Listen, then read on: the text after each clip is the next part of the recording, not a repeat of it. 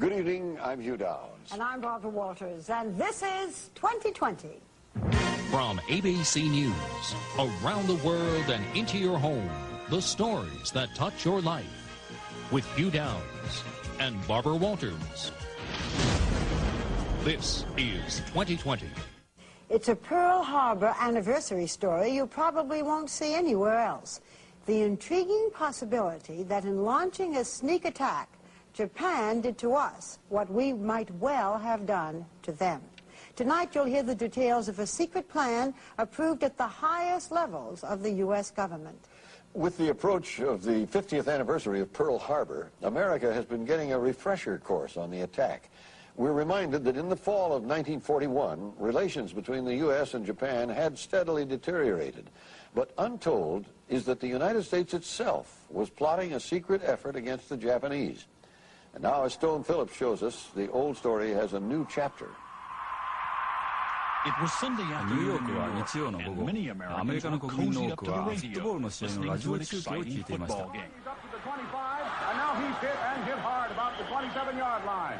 Bruiser Kennard made the tackle. We interrupt this broadcast to bring you this important bulletin from the United Press. Flash, Washington. The White House announces Japanese attack on Pearl Harbor. It was news that stunned the nation. Yesterday, December 7th, 1941,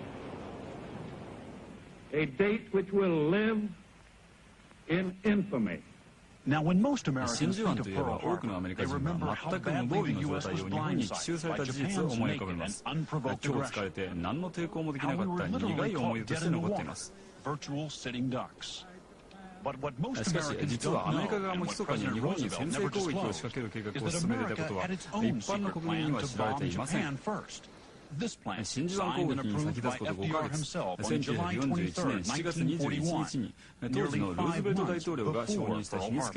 I certainly didn't know that there were plans for strategic bombing of Japan before Pearl Harbor. Are historians generally familiar with I don't think so.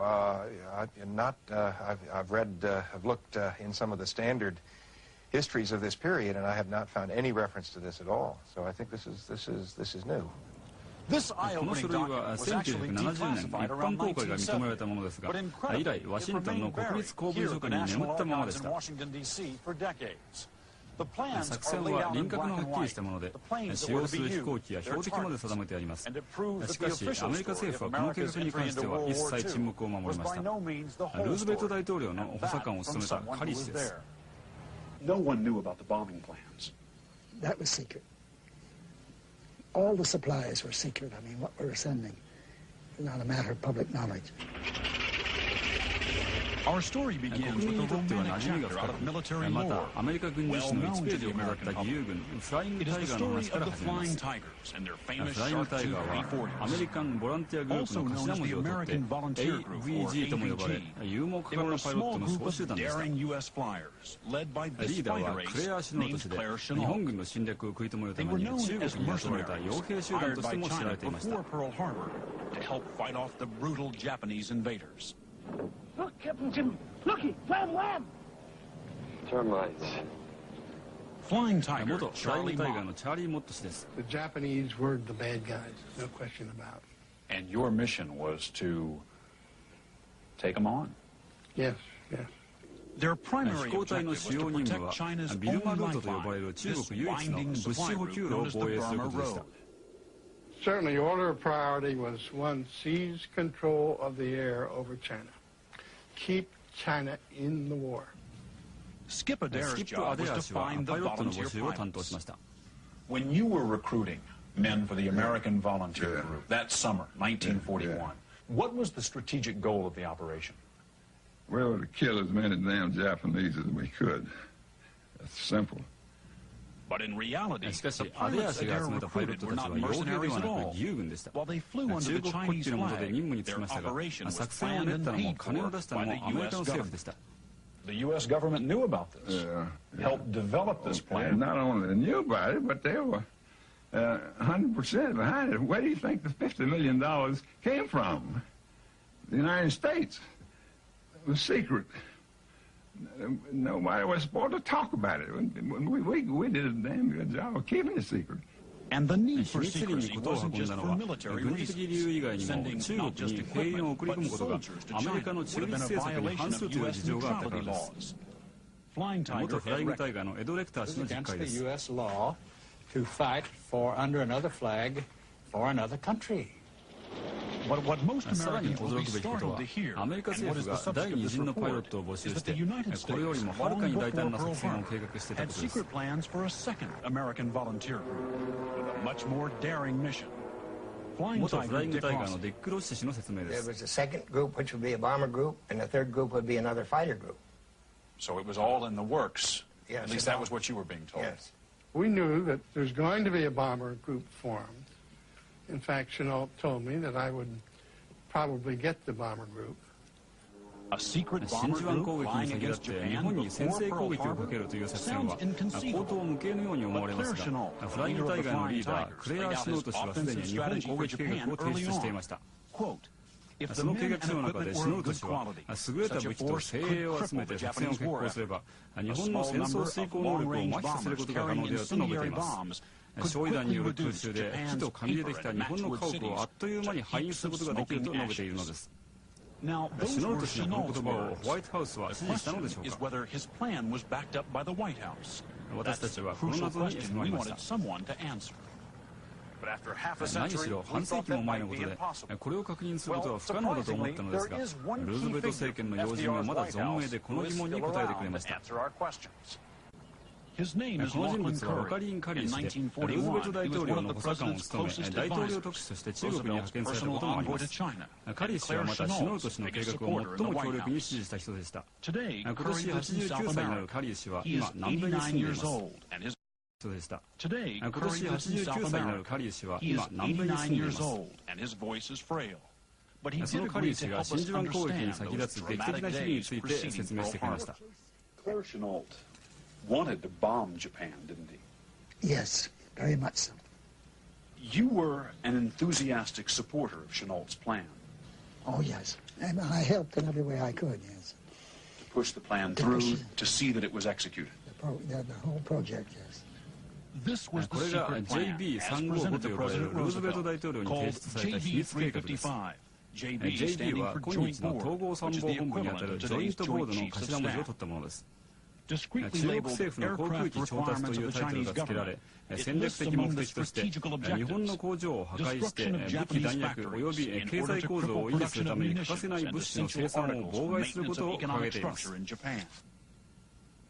中国領土内の空軍基地から標的とする日本の各都市までの距離が明確に割り出されましたチチャオから長崎は730マイル1170キロ南チャオから大阪は1060マイルヘンチャオから東京は1780マイル生産はあったのでしょうかそして作戦決行の能力を持つ飛行機はあったのでしょうか作戦書にはロッキード社のハドソンが日本を攻撃できるだけの航続距離があるというアーノルド将軍の言葉が添えてありました中国東部に前進基地がありそこからだと日本の工業地帯まで1900キロ弱でしたこの作戦は海軍長官らが署名してルーズベルト大統領の承認を受けました日付は1941年7月23日となっており真珠湾攻撃からはほぼ5ヶ月前のことです JB355 をカリー氏に見せたところ覚えている部分もあるし記憶にない部分もあるということでしたしかし書類を見る限り JB355 がカリー氏の要請でルーズベルト大統領の手元に届いたことは明らかですカリー氏は軍事面ではなく調達面のみに関わったと実感しています You worked to make sure the bombers were in the pipeline to see to it that this happened. That was my job, yes. And the pilots? And the pilots, yes. On July 22nd, 1941, you sent a secret cable to Chenault. I am very happy to be able to report that today the President directed that 66 bombers be made available to China this year, with 24 to be delivered immediately. Why would you be procuring bombers? Well, actually, the purpose of bombers is to bomb. I can't pretend that we didn't know what the bombers were for. And according to this plan, they were going to be manned by Americans. Volunteer Americans were paid. They were mercenaries. But the White House was very much in favor of it. So this had the blessing of the U.S. government. It had the blessing of it. To find out how a prominent historian would react to Joint Board Plan 355, we brought a copy to Yale University and showed it to U.S. Foreign Policy Professor Adam Smith. As an historian, what's your reaction to this? It was top level. I mean, this isn't just some obscure major fantasizing down in the bowels of the War Department somewhere. I mean, this is important stuff. Secretary of the Navy? Yeah. Secretary of the Army? Absolutely. And High Admiral Thomas Hart involved in it. Admiral Kelly Turner, who was a key figure in naval intelligence. His handwriting is all over this. But Smith said the document raises some critical questions that no one seemed to be addressing in those months before Pearl Harbor.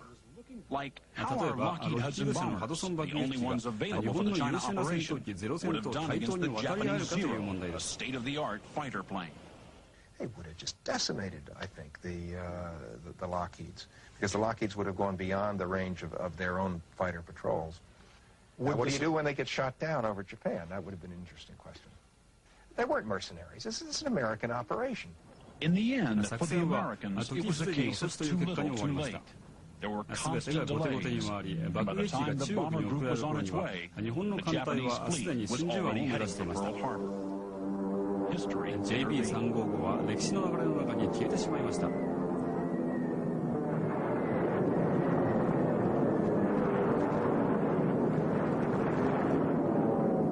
Historians have speculated for decades about whether FDR was deliberately trying to bait and maneuver the Japanese into striking first, as a way to force America into a war he believed was inevitable, but much of the country wanted to avoid. JB355 may finally shed new light on that crucial moment that changed history. Do you think FDR was trying to provoke the Japanese? I have a firm conviction that he was. Richter came to that conclusion when a friend of his, an American ambassador named Bill Bullitt, told him a chilling story about a meeting he had with FDR in the late fall of 1941, just before Bullitt left on a trip to Indochina. These words were from Bullitt's own lips. He said, the president asked me, by the way, Bill, how are you going out to India or China? And he said, well, I'd planned to take Pan Am across the Pacific, Mr. President. And he said, President Roosevelt looked at me and said, Bill, if I were you, I'd go the other way, through the Middle East. I think there's going to be a war out there, and you just might not make it. How true he was. Amazing. Well, Stoner, it raises the question of what did FDR know that the country didn't know, and when did he know it? And when did he know it? It looks as if he knew we would be going to war long before Pearl Harbor. Barbara, on July 25th, 1941, 5 months before Pearl Harbor, we know that FDR signed a crippling oil embargo against the Japanese. We now know that just 2 days before that is when he signed this secret volunteer bombing operation against the Japanese. He knew war was inevitable, and he was willing to go on the offensive.